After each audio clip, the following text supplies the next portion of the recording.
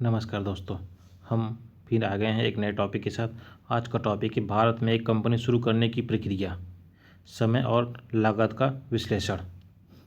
आप लोग को सभी के दिमाग में एक बार ज़रूर घूमता होगा कि कंपनियां आखिर कैसे बनाई जाती है। जो बड़ी बड़ी कंपनियां हैं या जो छोटी कंपनियां हैं, हमारे भारत से रजिस्टर्ड कैसे होती है और उनके क्या प्रोसीजर है और कैसे उनको रजिस्टर्ड किया जाता है, गवर्नमेंट कैसे उसको पास करती है, ये सब चीज़ें हम आज आपको बताएंगे। आप इस वीडियो को लास्ट तक देखिए। आप देख रहे हैं विचार अपना ऑनलाइन स्टडी, देखते रहिए, कुछ नया सीखते रहिए। चलिए शुरू करते हैं। भारत में अपनी कंपनी का पंजीकरण कराना भारतीय और विदेशी उद्यमियों के लिए हमेशा से ही एक बहुत बड़ी परेशानी का कारण रहा है। यही कारण है कि भारत विश्व बैंक की व्यापार सूचकांक में आसानी each of doing the business ranking के 189 देशों में से 142वें स्थान पर खड़ा है। इस लेख में भारत में एक कंपनी किस प्रकार खोली जा सकती है, इस पर विचार किया गया है और हम उसी के बारे में आपको बता रहे हैं। भारत में अपनी कंपनी का पंजीकरण कराना भारतीय एवं विदेशी उद्यमियों के लिए हमेशा से ही एक बहुत बड़ी परेशानी का कारण रहा है। यही कारण है कि भारत विश्व बैंक की व्यापार सूचकांक की आसानी रैंकिंग में 189 देशों में से 142 के स्थान पर खड़ा है। यही नहीं, व्यापार शुरू करने में आसानी की रैंकिंग में भारत 158वें स्थान पर है। इन रैंकों में से पता चलता है कि भारत में व्यवसाय शुरू करना या व्यवसाय चलाना कितना कठिन है। भारत के वर्तमान प्रधानमंत्री मोदी इन दोनों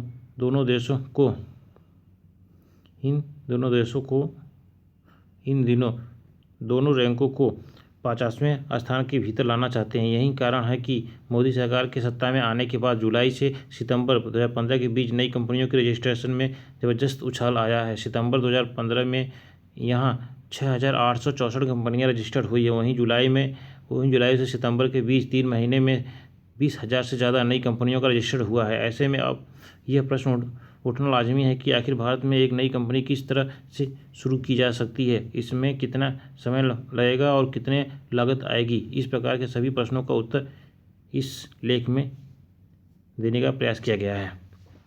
आप इसे लास्ट तक देखिए अगर आप जानना चाहते तो। एक कंपनी को खोलने के लिए निम्नलिखित चरणों का पूरा करना पड़ता है। पहला, स्टेज फर्स्ट, निर्देशक पहचान संख्या प्राप्त करना। To obtain director identification number, जिसको डीन बोलते हैं। समय 1 दिन लगता है और लागत 100 रुपया।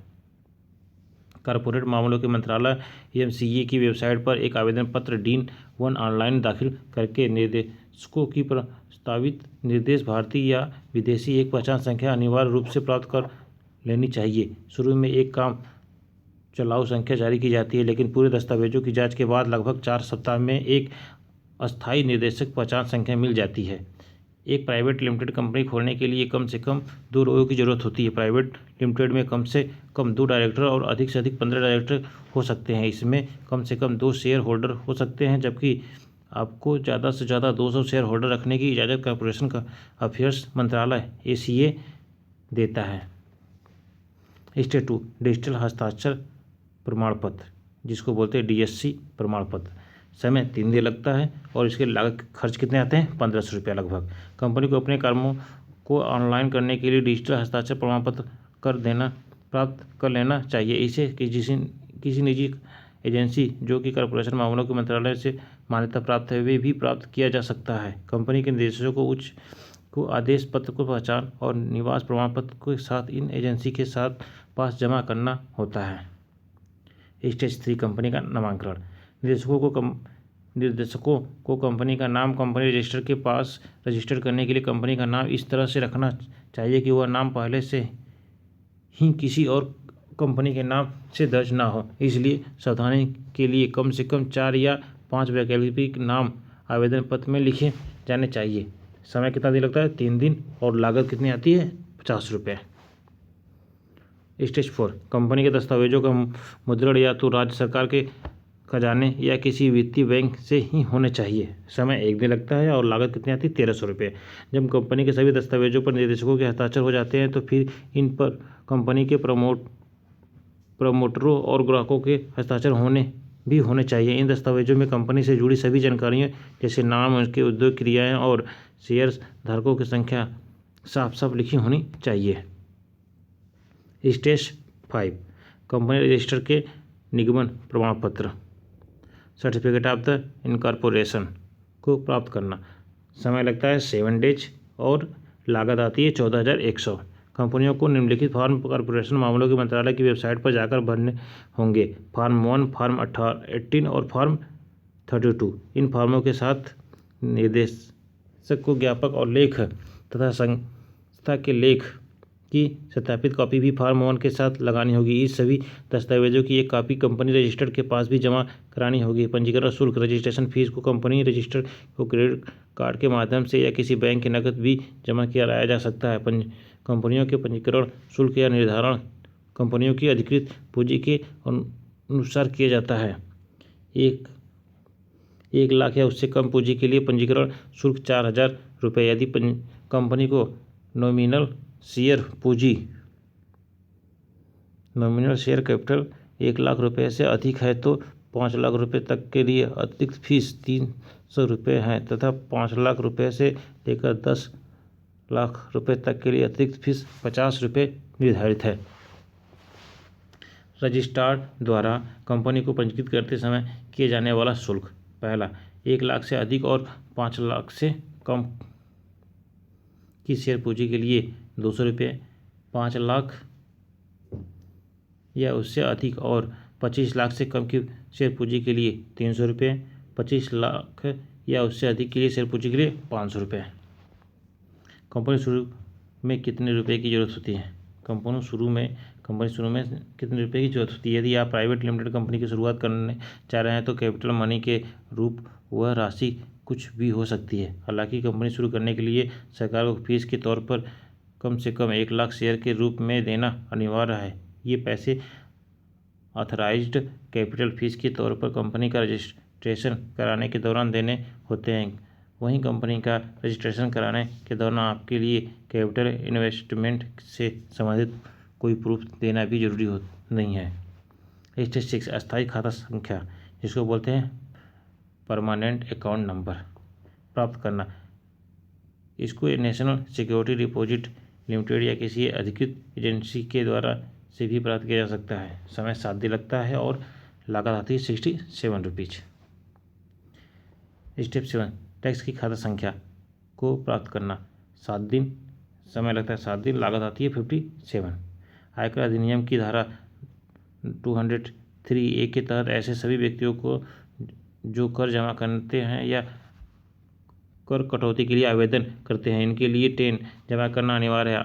आयकर अधिनियम के इस धारा में यह भी वर्णित है कि जिसे व्यक्तियों को अपने सभी कर टैक्स कटौती के स्रोत TDS और कर एकत्र करने के स्रोत TCS की जानकारी देना भी अनिवार्य है।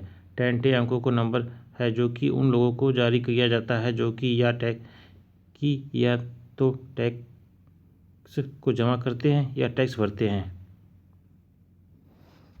10 नंबर प्राप्त करने के लिए फॉर्म 49 भी भरा जाता है।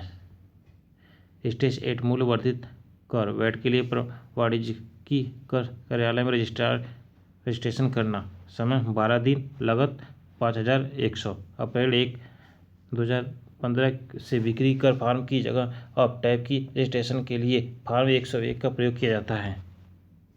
बिक्री कर कार्यालय में निम्न दस्तावेज जमा करने होते हैं: मेमोरेंडम ऑफ एसोसिएशन तथा संस्था के लेख की सत्यापन कॉपी, निवास प्रमाण पत्र, कंपनी खोलने की जगह या प्रूफ, अभ्यर्थी की वर्तमान की पासपोर्ट आकार का फोटोग्राफ, पैन कार्ड की एक प्रति और आयकर आकलन की एक कॉपी।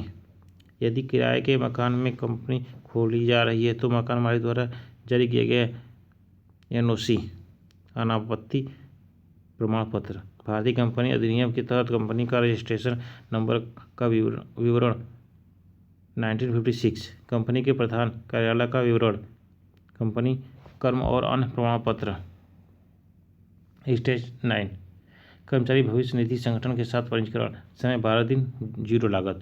ऐसी सभी कंपनियां जहां पर 20 या उससे अधिक लोग काम करते हैं तो कर्मचारी भविष्य निधि और प्रक्रिया उपलब्ध अधिनियम 1952 की शर्तों को मानना अनिवार्य होता है। जिस कर्मचारी की सैलरी 15,000 महीने से कम है उसको कर्मचारी निधि भविष्य निधि के साथ रजिस्टर्ड करना अनिवार्य होता है। ऊपर दिए गए चरण में केवल एक उदाहरण मात्र है जिसमें दिए गए दोनों की संख्या कम या अधिक हो सकती है, क्योंकि प्रत्येक भारतीय राज्य की कार्यशैली अलग अलग होती है। साथ ही व्यवसाय की प्रकृति भी उसमें लगने वाली दोनों और लागत का निर्धारण करता है, जिसको आप बोलते हैं EPFA।